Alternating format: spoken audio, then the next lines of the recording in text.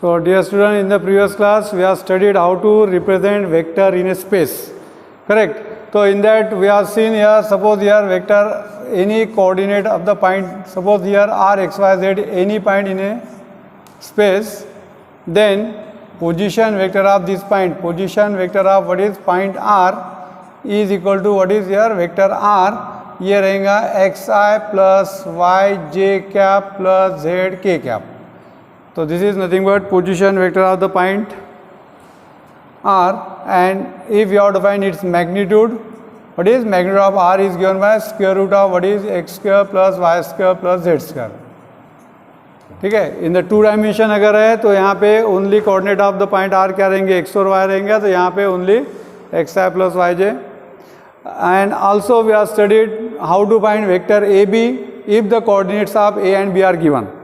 Okay, and before that if you remember we have proved one theorem. तो in that theorem क्या था कि vector A and vector A B and c are coplanar. देखो vector A B C are coplanar, ठीक है, if and only if क्या prove किया था वहां पे, x vector A plus Y vector B plus Z vector C is equal to vector zero, where x Y z not equal to zero zero zero. देखो ये एक result prove किया था. यानी वेक्टर अगर कोप्लानर अगर है तो एक्चुअली यहाँ पे कैसा है कि x वेक्टर है plus y vector B plus z vector C, ये एक लीनियर कॉम्बिनेशन है. और यहाँ पे x y z not equal to zero है, यानी कम से कम इसमें का एक स्केलर क्या रहना चाहिए, नॉन जीरो रहना चाहिए. कम से कम एक रहना, तीनों जीरो नॉन जीरो रहने की जरूरत नहीं है, कम से कम एक नॉन जीरो रहना चाहिए. किताब में थोड़ा डाउटफुल है, इस तरह से लिखा है, मगर वहाँ पे actually at least one of them must be non zero, तीनों नॉन जीरो रहने की जरूरत नहीं है. ठीक है, तो ये रिजल्ट प्रूव किया था ने. ठीक है, उसके बाद में देखो इसी से रिलेटेड एक कोरोलरी है. कोरोलरी बोलते इसी से डायरेक्टली अपन ये रिजल्ट फॉलो कर सकते हैं. तो अब देखो यहाँ पे वेक्टर्स क्या थे, कोप्लानर थे. तो यहाँ पे कैसा है, if vector A vector B and vector C are non coplanar, vector A vector B and vector C are non coplanar if there exist non coplanar, we can say if and only if x vector a plus y vector b plus z vector c is equal to vector 0, where x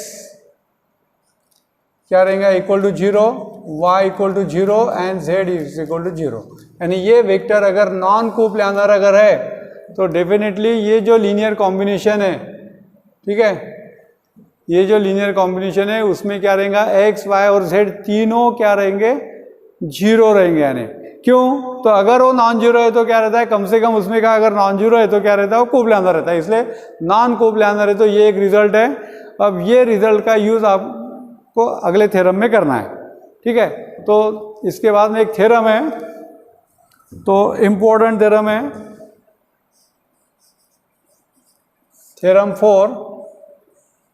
if vector A vector B and vector C are any three non zero and non coplanar vectors, then show that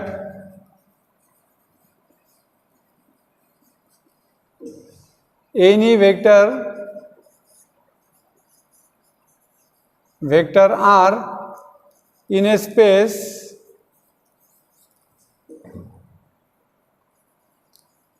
must be uniquely expressed as a linear combination vector r is equal to x vector a plus y vector b plus z vector c where scalars x, y and z are not all zero, सभी scalar zero, यानी not all zero बोले तो कम से कम एक non zero रहना चाहिए। यानी तो देखो ये कैन बी यूनिकली दिया है, तो ये यूनिकली दिया। हाँ, तो देखो अब ये थ्योरम है, इसको प्रूव करना है। तो क्या दिया है यहाँ पे, vector A, vector B and vector C are any three non zero non coplanar vectors है। देन आपको क्या प्रूव करना है कि वेक्टर आर इन स्पेस, कोई भी वेक्टर अगर स्पेस में अगर दिया है तो उसको क्या करना है, ये लीनियर कॉम्बिनेशन के फॉर्म में आप यूनिकली लिख सकते हैं। यानी वो जो लीनियर कॉम्बिनेशन है वो क्या रहेंगे, यूनिक रहेंगे। यानी तो एक्चुअली देखो यहाँ पे कैसा है कि ये तीन वेक्टर नॉन कोप्लानर है। देखो ये सपोज यानी यहाँ पे अगर आप ले रहे तो ये वेक्टर ए है, ये वेक्टर बी है, तो वेक्टर सी को आपको इस तरह से लेना पड़ेगा यहाँ पे। यानी इसमें के दो वेक्टर कोप्लानर रहेंगे, तीसरा नॉन कोप्लानर रहेंगे, तीनों नॉन कोप्लानर वेक्टर है। इस तरह से तीन वेक्टर आपको लेना पड़ेंगे यानी। और वेक्टर आर इन स्पेस है तो आर वेक्टर इस तरह से, तो ये स्पेस में, तो आपको प्रूव करना है कि ये जो वेक्टर आर है ये क्या है, ए बी सी का लीनियर कॉम्बिनेशन है। अब ये प्रूव करने के लिए अब एक्चुअली यहाँ पे कैसा आप लोगों को ये एक पैरेलल पाइप कंस्ट्रक्ट करना पड़ता है, तो अपन थोड़ा अलग टाइप से है पहले पैरेलल पाइप कंस्ट्रक्ट कर लेते हैं। हाँ, तो देखो यहाँ पे, हाँ तो प्रूफ यहाँ पे, तो ये गिवन है, क्या दिया है, vector A, vector B and vector C are non zero and non coplanar. किताब में नॉन जीरो नहीं दिया मगर वो नॉन जीरो रहना ही चाहिए, नॉन कोप्लानर वेक्टर्स, ठीक है। एंड देन टू प्रूव, हाँ तो देखो फर्स्ट तो आपको ये प्रूव करना है, first vector R is equal to X vector A plus Y vector B plus Z vector C where scalars x, y and z are not all zero. And second thing we have to prove, vector r is a unique linear combination of vector a, vector b and vector c. यानी ये क्या है, unique linear combination है, ये अपने को prove करना है, ठीक है। तो अब देखो इसके लिए, तो देखो अब यहाँ पे देखो किस तरह से लेते हैं अपन,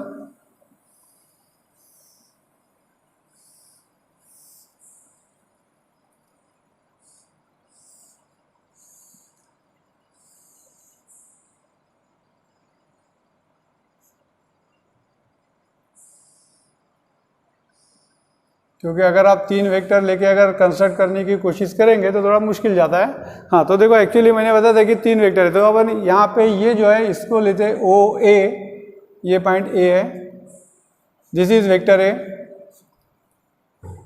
तीन नॉन कोप्लानर वेक्टर है, ये इसको लेते हैं अपन वेक्टर ओ बी, ये पॉइंट है B, will take this as vector B, ठीक है। और ये जो पॉइंट है इसको लेते हैं ओ सी, तो ये है वेक्टर सी। देखो ये तीन नॉन कोप्लानर वेक्टर है, ठीक है। और स्पेस में बोले तो ये पॉइंट को लेते अपन R, this point will take R, इसको अपन ज्वाइन कर लेते हैं, तो ये हो गया वेक्टर आर, ये हो गया वेक्टर आर। देखो यानी आप ऐसा बोल सकते हैं, construct let us suppose that vector A B C are non coplanar. उसके बाद में यहाँ पे देखो ये जो पॉइंट है, इसमें आप कोई भी नोटेशन यूज कर सकते हैं, ये P, इसको ऐसा करते Q, अब ये R ऑलरेडी लिया है, इसको ले लेते S, उसके बाद में इसको L, इसको M ले लेते हैं और ये N,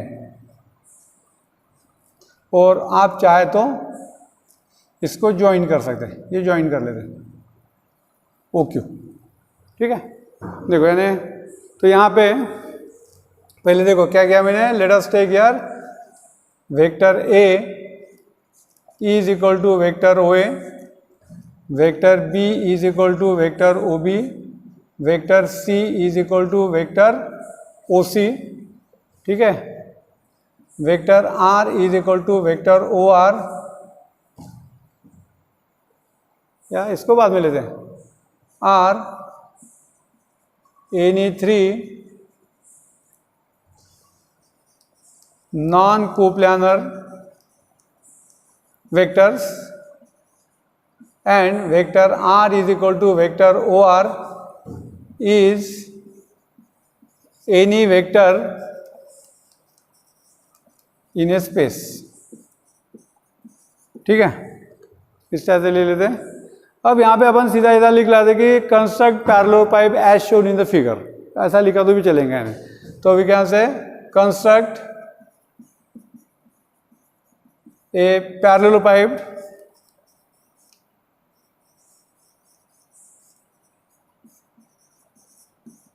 as shown in the figure. ज़्यादा डिटेल में लिखने की जरूरत है नहीं, ठीक है।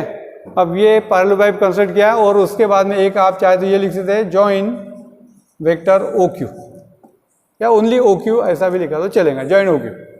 ठीक है, अब देखो ये पैरेलल पाइप है। अब पैरेलल पाइप में क्या रहता है, अपोजिट एजेस आर पैरेलल, यानी अब देखो ये वेक्टर बी की डायरेक्शन ये है, तो इसका मतलब इसकी डायरेक्शन, इसकी तो है ऑलरेडी डायरेक्शन वो है, इसकी डायरेक्शन और इसकी डायरेक्शन क्या रहेंगे, सेम, और अपोजिट एजेस आर इक्वल, यानी definitely P Q is equal to क्या रहेगा, O L is equal to S R is equal to क्या रहेगा, एन एम।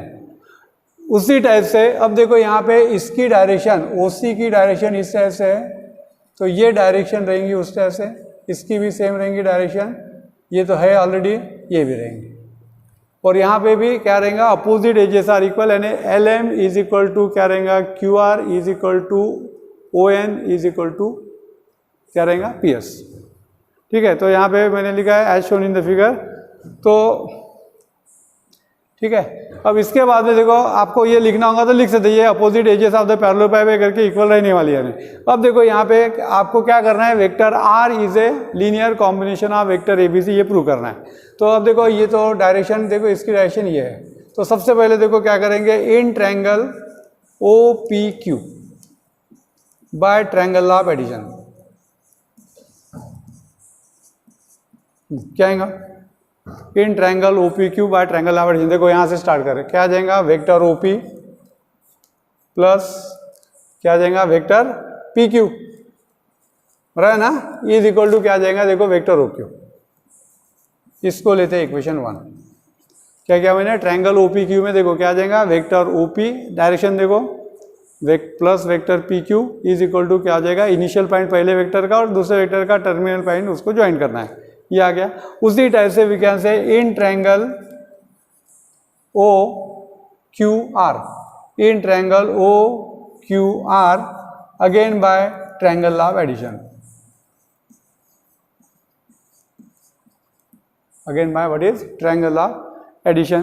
क्या आएगा, देखो अब देखो क्या आ जाएगा, ओ से स्टार्ट कर ओ क्यू, ये आ जाएगा ओ क्यू प्लस, देखो यहाँ से इधर आ रहे और यहाँ से डायरेक्शन देखो सेम, यानी ऐड कर सकते हैं, क्या आ जाएगा यहाँ पे Q R is equal to क्या आ जाएगा, इसका देखो इसका टर्मिनल पॉइंट और इसका इनिशियल पॉइंट सेम है, तो इसलिए दोनों का एडिशन क्या आ जाएगा यहाँ पे, ये आ जाएगा वेक्टर ओ आर, यानी इसका मतलब यानी यहाँ पे आ जाएगा vector O R is equal to, that is लिख सकते हैं, that is vector O R is equal to क्या आ जाएगा, vector O Q plus vector Q are.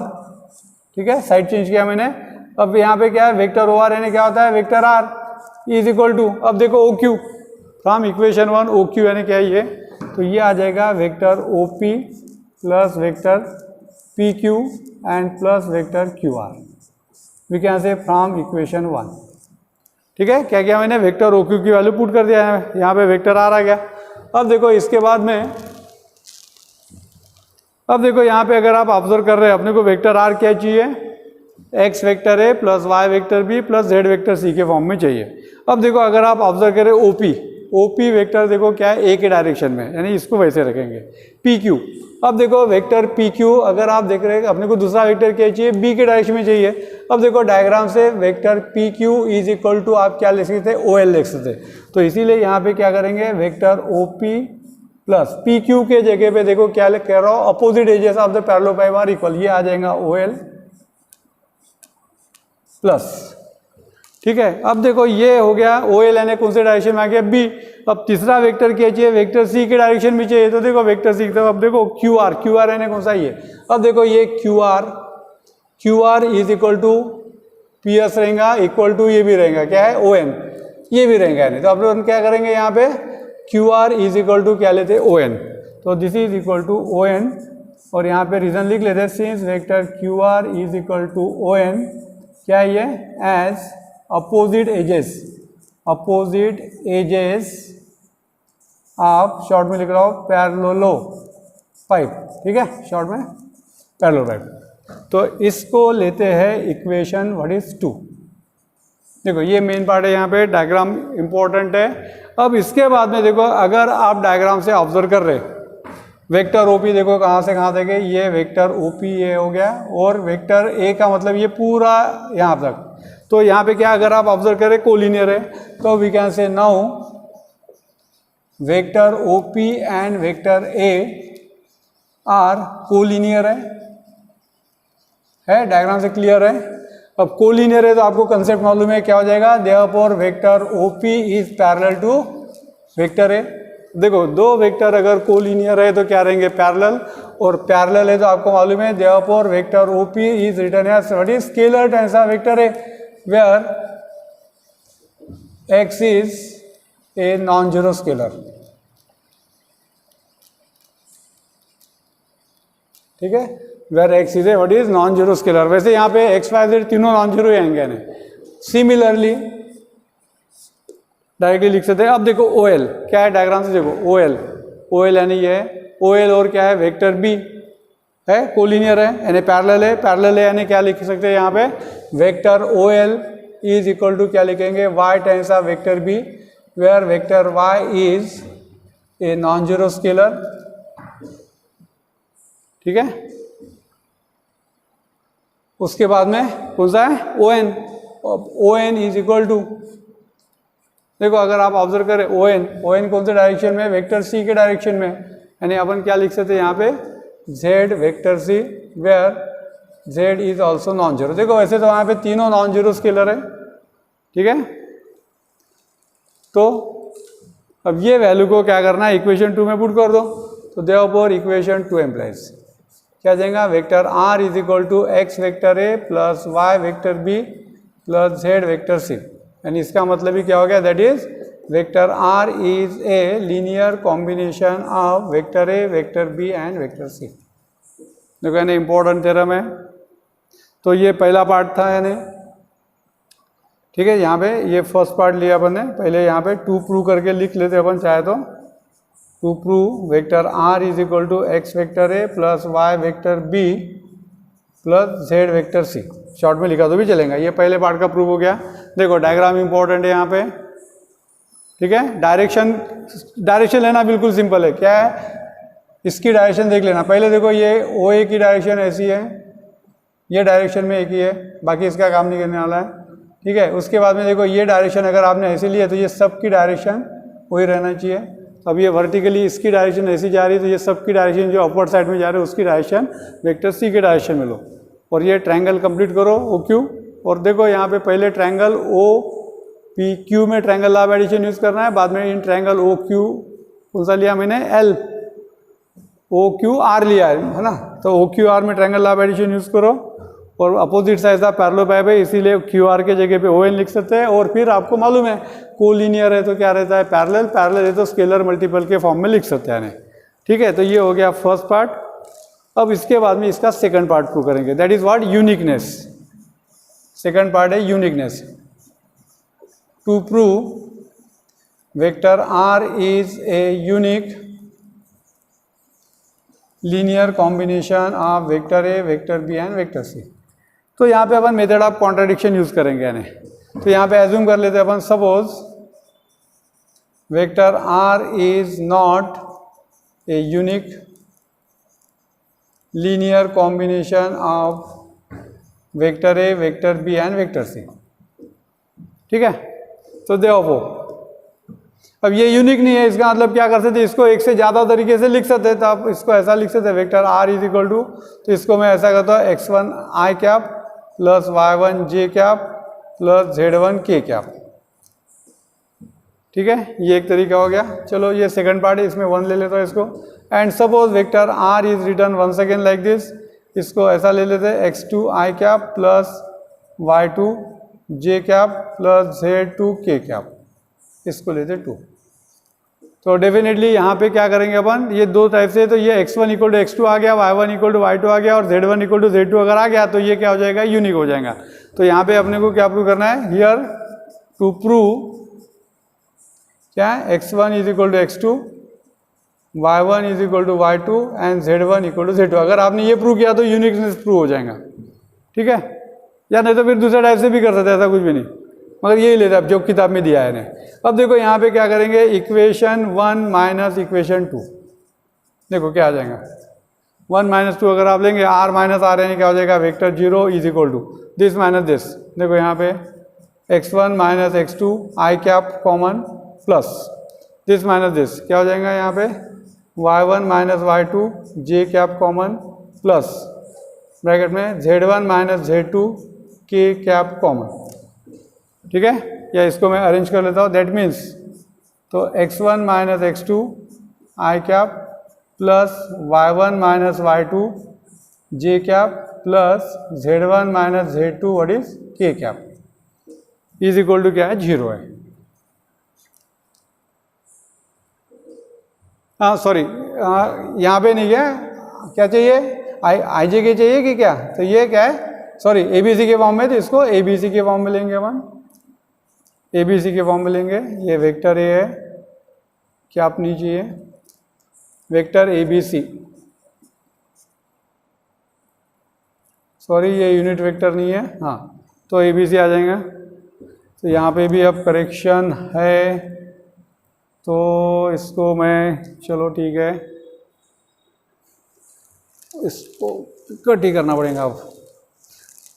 हाँ तो देखो अब यहाँ पे सेकंड पार्ट है, टू प्रूव, क्या करना है आपको, vector R is a unique linear combination of vector A, vector B and vector C, ये प्रूव करना है, ठीक है। तो अपन यहाँ पे क्या करेंगे, मेथड ऑफ कॉन्ट्राडिक्शन यूज करेंगे। तो क्या करेंगे यहाँ पे, suppose vector R is not a unique linear combination of vector A, vector B and vector C. Suppose ये यूनिक लीनियर कॉम्बिनेशन नहीं है। अब यूनिक नहीं है यानी इसको एक से ज़्यादा तरीके से लिख सकते हैं, यानी क्या लिखेंगे आप, vector R is equal to x1 vector A plus y1 vector B plus z1 vector C, ये हो गया एक तरीका। Second type we can write like this, x2 vector A plus y2 vector B plus z2 vector C, ये हो गया second. देखो second part है करके मैं यहाँ पे और 1 और 2 ले रहा हूँ, no confusion between that one. हाँ तो क्या करेंगे अब यहाँ पे डेफिनेटली, तो यहाँ पे क्या करना पड़ेगा अपने को, to prove x1 is equal to x2, y1 is equal to y2 and z1 is equal to z2। ये अगर आपने प्रूव किया तो क्या हो जाएगा, ये दोनों कॉम्बिनेशन क्या हो जाएंगी, सेम हो जाएंगी, यानी अपना थ्योरम प्रूव हो जाएगा यानी, ठीक है। तो क्या करना पड़ेगा, ये प्रूव करने के लिए क्या करेंगे, देखो अब क्या करेंगे, इक्वेशन 1 माइनस इक्वेशन 2 एम्प्लाइज, तो क्या आ जाएगा, वेक्टर आर माइनस आर यानी वेक्टर 0 इज इक्वल टू, हाँ तो अब देखो ये दोनों को अगर आप सब्ट्रैक्ट करेंगे, x1 माइनस x2 वेक्टर ए प्लस यहाँ पे y1 minus y2 vector B, ठीक है, plus z1 minus z2 vector C, ये आ जाएगा। दैट इज, इसको मैं अरेंज कर लेता हूँ, क्या आ जाएगा यहाँ पे, x1 माइनस x2 वेक्टर ए, ठीक है, बाद में plus y1 minus y2 vector B and plus z1 minus z2 vector C is equal to vector 0। अब देखो यहाँ पे आपको मालूम है वेक्टर ए बी सी क्या है, नॉन कोप्लानर है। तो आपको आज ही बताया था मैंने, एक क्या बताया था, कोरोलरी लिए थे अपन ने, रिजल्ट बताया था मैंने एक, कि अगर वेक्टर ए बी सी अगर क्या है, नॉन कोप्लानर अगर है, उसके कोफिशिएंट तीनों क्या रहते, 0। कोप्लानर रहे तो क्या रहते, कम से कम एक नॉन जीरो रहता है। मगर यहाँ पे, तो यहाँ पे ऐसा लिखते कि as vector A, vector B and vector C are non coplanar, देखो नॉन कोप्लानर है, सो बाय कोरोलरी या बाय रिजल्ट करके भी लिख सकते हैं, क्या हो जाएगा यहाँ पे, x1 minus x2 is equal to 0, comma y1 minus y2 is equal to 0 and Z1 minus Z2 is equal to 0। ठीक है, बाय कोरोलरी ये लिख सकते हैं अपन।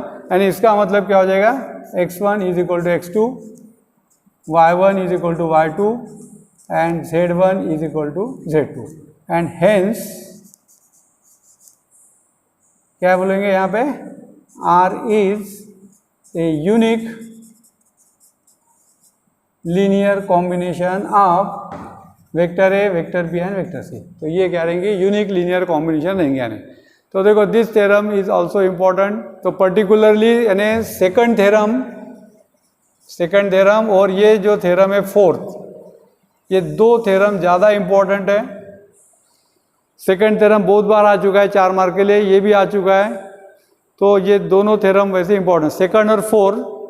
थर्ड और यानी फर्स्ट और थर्ड उतना ज़्यादा इम्पोर्टेंट नहीं है, मगर ये सेकंड और फोर्थ 4 मार्क के लिए हमेशा आते एग्जाम में। अच्छे से करो, अगर कुछ डाउट रहा तो पूछो यानी। ठीक है, तो अब ये अब तक जो भी पढ़े उसकी एक लिस्ट बना लेते अपन कल, और उसके बाद में क्या करेंगे अपन, एग्जाम्पल लेंगे, फिर एक्सरसाइज में के लेंगे, कुछ एग्जाम्पल सॉल्व वाले भी लेंगे। चलो ठीक है, चलो कल मिलते फिर। Okay bye.